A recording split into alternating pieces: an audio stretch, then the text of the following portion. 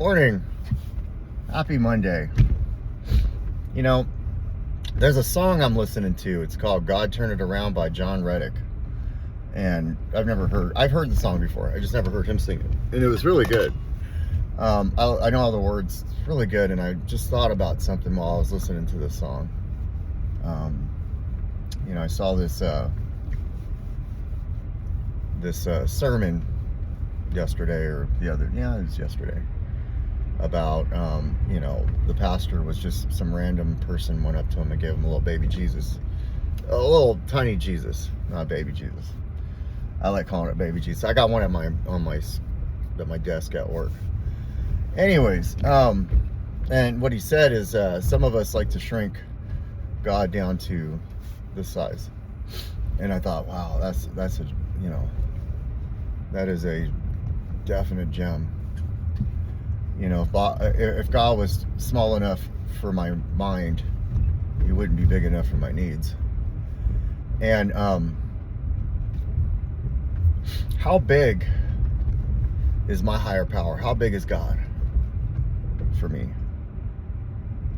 And I think that's where, when I was thinking about it, I realized that the first year, maybe even and a half, or maybe for this first part of my journey, because I like to think of my journey in separate seasons, but it's not. It's just an ongoing thing. There's the ups and the downs, there's the failures, there's all of that. But I'd like to believe that it's been this ongoing continuation of connecting with God, connecting with my higher power, leaning on him, trusting him. My brother, just an update, my brother, he's talking, and I'll be able to talk to him later today. God is good. I was so worried he wasn't going to make it. I just thought, man, I haven't talked to him. I haven't been connecting with him. I don't connect with him. All these. I think what happens when things aren't going well, and then we start living in, not just guilt, but shame. And we can be clean and sober and still find those moments of guilt and shame.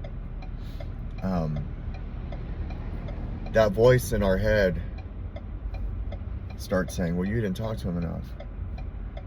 Well, you're not connecting with him enough. Just the same voice that would tell me, you ain't shit, you're not worth it, they don't need you, you should run. In fact, forget running, why don't you just die? It's time to go, man. You've had a good life, it's been a good run. All of those voices can pop into my head, and I won't think it's that. The other voice will say, connect more. Let him know you love him. Keep praying for him. And so the reason I bring all this up is because there are times in my life where I shrink God down to what I believe is a manageable state in which I can communicate with him. And I don't realize I'm doing it. Like, yeah, he's big, he's been there, like I can see all of the things that he's done, but if I had to do those things for somebody else to save them, to put somebody in their life, pull somebody out of their life, put a situation in your life, pull the situation out of your life so I can learn,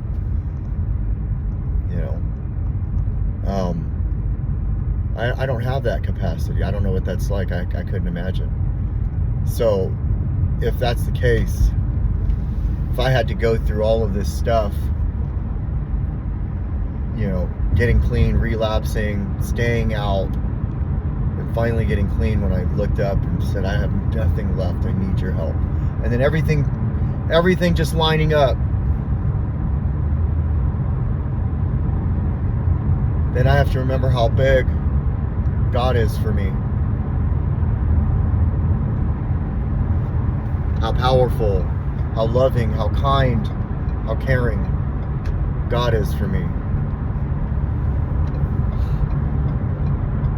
I met a person that is super nice and super kind, and they're going through something, and to me, their attitude is godly. And it makes me think of like how I act.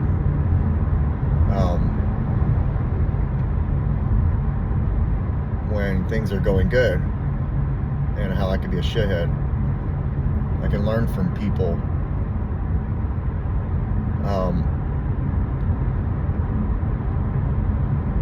And I'm learning that I'm learning from people. Everybody that I come across, I met this couple over the weekend that they just seem so spiritual, so zen. You know, so kind. I keep meeting people that keep showing me the way. No matter what's going on in their life, they keep showing me the way. The reason I keep meeting these people is because God is so big. He keeps providing me with people to learn from.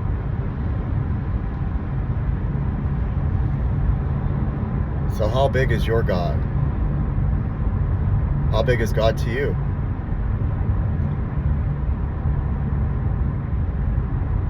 And here's the kicker. Sometimes I'll say, I don't understand how I have to put so much trust into something that I'm never going to see, talk to, hear. And I don't even realize that, like, if I could actually talk to this thing, this person, this being, it's not person, sorry. If I could actually talk to this thing, it wouldn't be big enough to handle what I needed to handle, to move mountains when I needed to move mountains, to help me understand that I have moved mountains, or I haven't moved anything. And those mountains were moved for me, through it.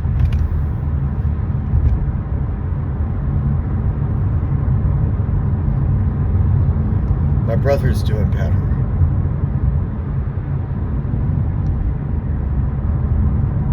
I was so worried. I was so worried. God's in his life too. He goes to church all the time, and we talk about it all the time, and he's an active member. I mean, he does gym, church, work.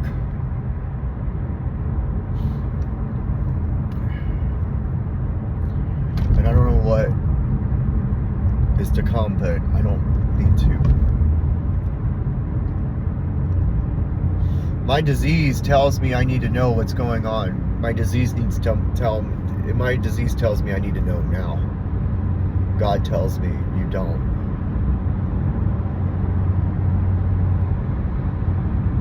They say connection is the opposite of addiction. I believe that. I say that recovery gives me the ability to connect with God in a way I've never done.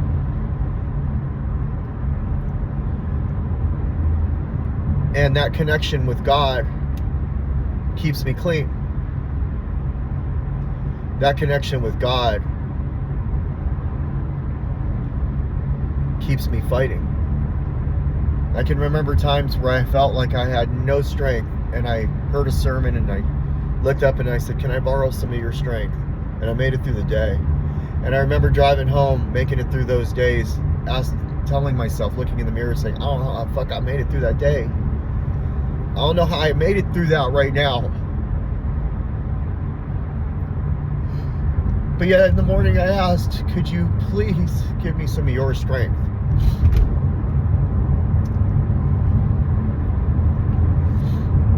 So anybody watching this wondering, like, can you make it through another day? Just ask God, can I borrow some of your strength? Because for me, he did. I had no sleep. I was malnourished. and still found a way to, and paranoid and all that, and still found a way to make it through the day.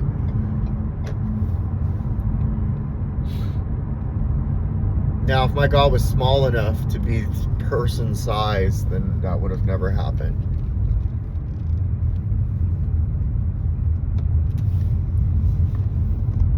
Because there's not a person out there that can fulfill my needs like God. And yet I will give people that expectation to have them fulfill my needs like they were God. And they're not.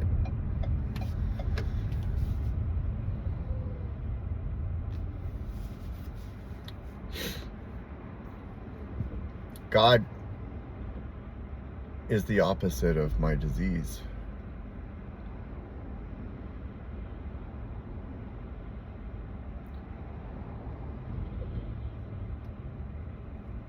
And here's the thing. When I say I believe everything happens exactly the way God intended, I believe that. God intended for me to go through that for all those years. He intended that.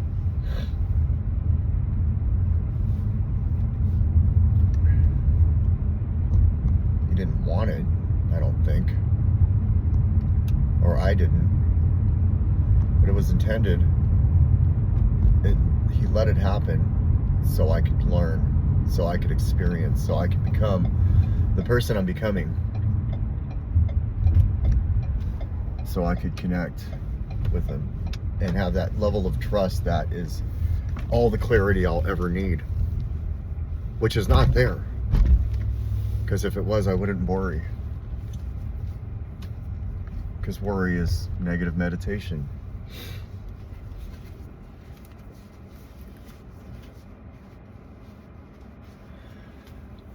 Best way I can describe it is, got the kids off and laid down and said, well, meeting's at 12. I'll take another, I need sleep. I haven't been getting a lot of sleep. I'll take a nap. I'll wake up, go to the gym, and then make it to the meeting, right? So I go to sleep and I have a wonderful dream, and I'm not going to share that dream in here. But if you know, you know. Anyways, wonderful dream. And then the alarm went off. And I panicked. Alarm went off. I looked at my phone. I was like, oh my God. It's fucking 9:50. And I was like, fuck, I haven't got the kids out. What am I going to do? I got to call the school. I got to get them ready. And then I remembered, oh shit, I woke up and already got them off to school. And then I felt relieved. And I smiled and said, you're funny.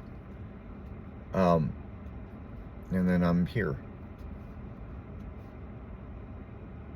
That feeling where it flipped over and I realized that, you know, I got them off to school and stuff, and then I was like ultra relieved. And that's the feeling I want to have when it comes to any situation in my life where I'm worried that it's not going to work out, or I'm worried that it might not happen, or I'm worried that, like, and then just know, oh wait, oh yeah, God's got me.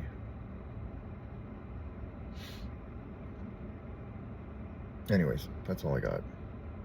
Have a good day today. Carpe diem, seize it. You can seize the day wherever you are by doing a bunch of little things. Seizing the day doesn't have to be magnificent, but even in the little things, we do a bunch of those. It's pretty magnificent.